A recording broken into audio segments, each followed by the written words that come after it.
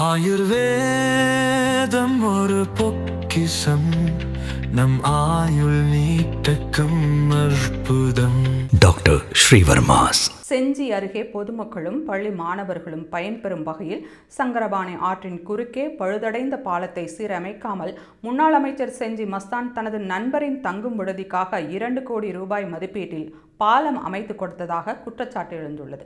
விழுப்புரம் மாவட்டம் செஞ்சி மேலக்கடவாய் சாலையில் சங்கரபாணி ஆற்று பகுதியில் கடந்த 1994ஆம் ஆண்டு அமைக்கப்பட்ட தரைப்பாலம் சேதமடைந்துள்ளதால் மழை காலங்களில் இந்த தரைப்பாலத்தை பயன்படுத்த முடியாத அவல நிலை உள்ளது.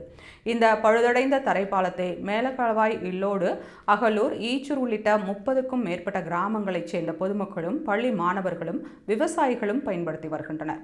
இந்த தரைப்பாலம் சேதமடைந்ததால் சுமார் 5 கிலோமீட்டர் வரை சுற்றி செஞ்சி நகருக்கு வரவேண்டிய சூழல் உள்ளது.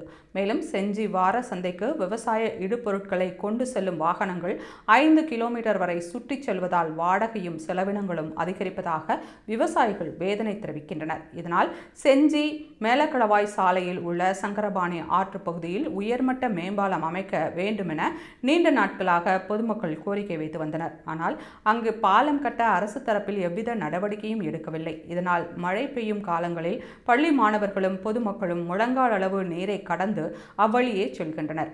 பொதுமக்களின் நீண்ட நாள் கோரிக்கைக்கு செவி சாய்க்காத ஆளும் கட்சி முன்னாள் அமைச்சரும் செஞ்சி சட்டமன்ற உறுப்பினருமான மஸ்தான், செஞ்சியில் உள்ள அவரது நண்பரும் திமுக விழுப்புரம் வடக்கு மாவட்ட விவசாய அணி அமைப்பாளருமான அஞ்சாஞ்சேரி கணேசன் என்பவருக்கு சொந்தமான தனியார் தங்கும் விடுதிக்கு செஞ்சி பேரூராட்சி சார்பில் நபார்டு நிதியுதவி திட்டத்தின் கீழ் 2 கோடி ரூபாய் மதிப்பீட்டில் பாலம் அமைத்துள்ளார். இந்த பாலம் அமைந்துள்ள அப்பகுதியில் எவ்வித குடியிருப்புகளும் இல்லாத நிலையிலும் பொதுமக்கள் தரப்பில் பாலம் அமைக்க கோரிக்கை வைக்காத சூழலிலும் தனது நண்பர் என்பதற்காக அவருடைய தங்கும் விடுதிக்கு மக்கள் வரிப்பணத்தில் பாலம் அமைக்கப்பட்டுள்ளதாக பொதுமக்கள் குற்றம் சாட்டுகின்றனர்.